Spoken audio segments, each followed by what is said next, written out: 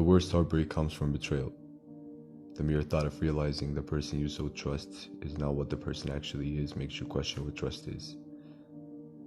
And it's worse when they reveal their true color when you're at your lowest, especially if they were ones you trusted well enough to show your unflattering scars. If that is the case, I pray recovery is not far away from you, because that pain could last a lifetime.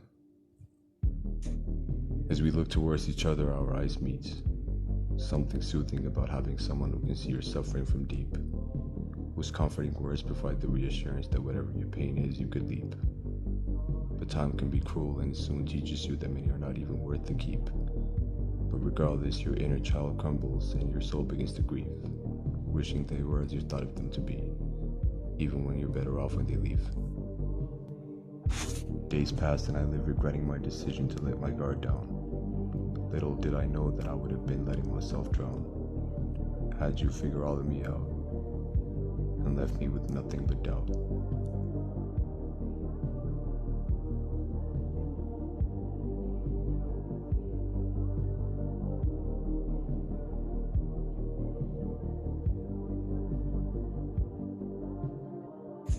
It's excruciating pain realizing you want somebody so bad, but they're so bad you would not take them back. Stabbed you in the back, now you're stuck at home guarding yourself from attack, wondering why everything bad comes at the same time and gets stacked.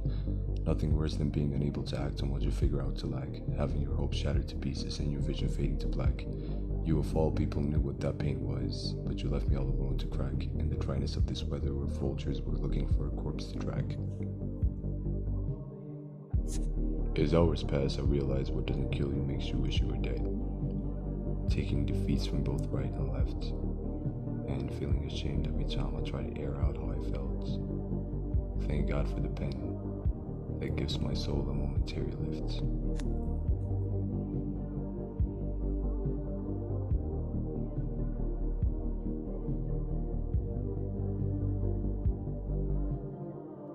I remember you leaning on me and telling me you wouldn't leave me in the dark.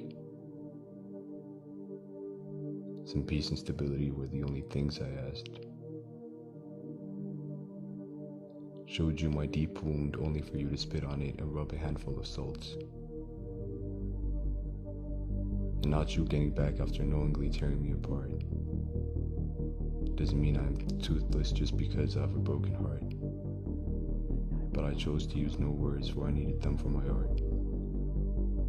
I just pray that being stabbed was a sign of a fresh start, one that makes me drop all the negativity in the past, and slows down the life I feel to have lived so fast, to liberate me from making everything I do sound like a task, to emancipate myself from the trauma I may feel after dark, to see the sun firsthand and have relief drop like a spark. Sometimes apologies mean nothing. People use apologies as a means of evading the consequences of their actions, and especially if those consequences mean losing you as a person, because some people just view you as a valuable commodity. And that's why I say it is always a wise decision to question someone else's intentions behind their apology. And if you sense that their apology lacks sincerity, you should run for the hills, because chances are they will probably repeat what they did to you, if not do worse to you. And trust me, that is the last thing that you want.